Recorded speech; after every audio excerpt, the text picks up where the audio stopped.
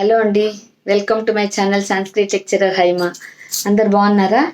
ఇవాళ కూడా ఒక మంచి విషయం చెప్తాను. ఏంటంటే అది మనకు ప్రతి ఒక్కడికి కూడా మానవుడు అన్న తర్వాత 4 దశలు ఉంటాయి. వాడి జీవిత కాలంలో వాడు దాటి వెళ్ళవలసిన దశలు 4 ఉంటాయి. ఏంటవి? బాల్యం, యవ్వనం, కౌమారం, వార్ధక్యం.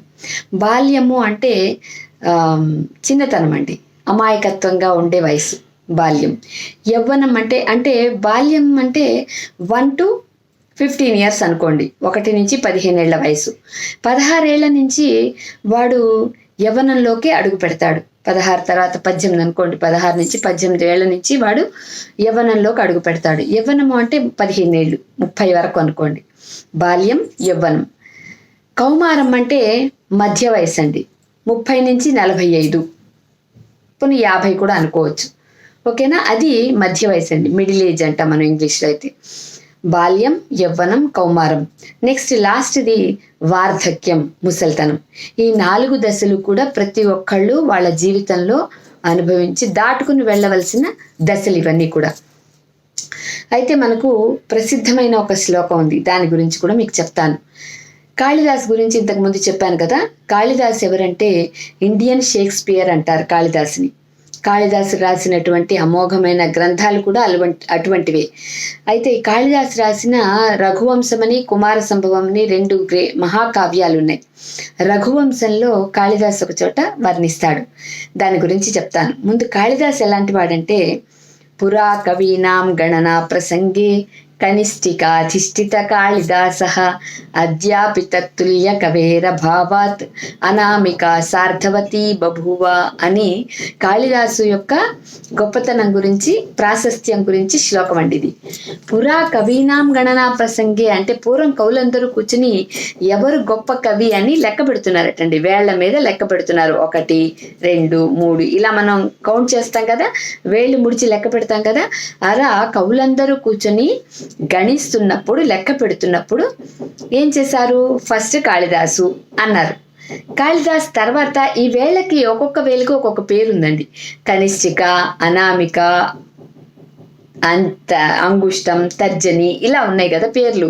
సో పూర్వం కవులందరూ కూర్చుని లెక్క పెడుతున్నప్పుడు పురా కవీనా గణనా ప్రసంగే కనిష్ఠికాధిష్ఠిత కాళిదాసః, ఫస్ట్ కాళిదాసు అని వేలు ముడిచారు.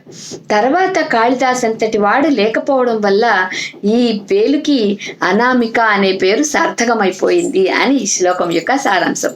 అంటే కాళిదాస్ అంతటి వాడు అసలు ఇండియన్ భారతదేశ సాహిత్య చరిత్రలోనే కాళిదాస్ అంతటి కవి లేడు అనేది కాళిదాస్ గురించి చెప్పబడిన ప్రాశస్త్య శ్లోకం ఇది. ప్రాశస్త్యం గురించి చెప్పబడిన శ్లోకం ఇది. అయితే ఈ కాళిదాసు రఘువంశం, కుమార సంభవం అని 2 గొప్ప కావ్యాలు రాశాడు. రఘువంశంలో రఘువంశ రాజుల గురించి ఆయన చాలా బ్రీఫ్గా ఎక్స్ప్లెయిన్ చేశాడు.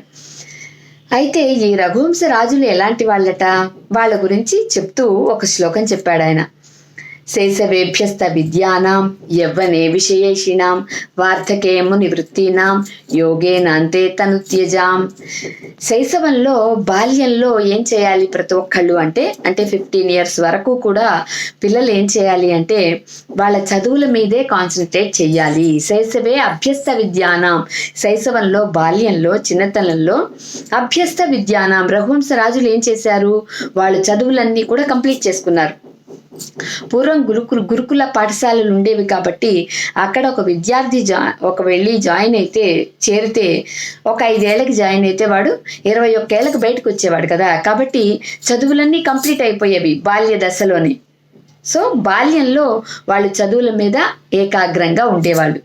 ఇప్పుడు పిల్లలకి రకరకాల యావిగేషన్స్ వల్ల బాల్యంలోనే వాళ్ళకు చూడకూడని, వినకూడని విషయాలన్నీ తెలిసిపోతున్నాయి. చూడకూడనివి చూస్తున్నారు, వినకూడనివి వింటున్నారు. కాబట్టి అది చాలా అపాయమైన పరిస్థితి, దారుణమైన పరిస్థితి. కాబట్టి అలా ఉండకూడదు. పిల్లలు అనేవాళ్ళు శైశవంలో, బాల్యంలో అమాయకంగా ఉంటారు. వాళ్ళకు తెలియకూడని విషయాల గురించి వాళ్ళకు తెలియకూడదు అసలు. అలా తల్లిదండ్రులు జాగ్రత్త పడాలి. ఓకేనండి? శైశవేభ్యస్త విద్యానాం అంటే బాల్యంలోనే వాళ్ళు అన్ని విద్యలు నేర్చుకునేవాళ్ళు. శైశవేభ్యస్త విద్యానాం యవ్వనే విషయేషినాం. ఇంకా యవ్వన దశ రాగానే వాళ్ళు విషయాసక్తి కలిగి ఉండేవాళ్ళు. విషయాసక్తి అంటే అర్థం ఏంటి? మనకు 5 ఇంద్రియాలు ఉన్నాయి. కన్ను, ముక్కు, చెవి, నాలుక, చర్మం. ఈ 5 కూడా పంచ ఇంద్రియాలు అంటాం. ఇంద్రియాలు చేసే పనులను ఇంద్రియ విషయాలు అంటారు. కళ్ళు చేసే పని చూడటం. సో ఇంద్రియ విషయం, కన్ను ఇంద్రియం కదా, అది చేసే విషయము అంటే చూడటం. అలా ఇంద్రియం చేసే పనులన్నీ కూడా ఇంద్రియ విషయాలు. వీళ్ళందరూ రఘువంశ రాజులు ఎలా ఉండేవాళ్ళట? ఎప్పుడైతే వాళ్ళు యవ్వన దశలోకి అడుగు పెడుతున్నారో వాళ్ళు ఇంద్రియం చేసే పనుల యందు ఆసక్తి కలిగి ఉండేవాళ్ళు. ఓకేనా? ఒకవేళ పెళ్ళి అయిందనుకోండి, చక్కగా సంసారం చేసి పిల్లల్ని కనేవాళ్ళు. అలా అనమాట, ఇంద్రియ విషయాల మీద ఆసక్తి కలిగి ఉండేవాళ్ళు. శైశవేభ్యస్త విద్యానాం యవ్వనే విశేషినాం వార్ధకే మునివృత్తినాం. వార్ధక్యము అంటే ముసల్తనం.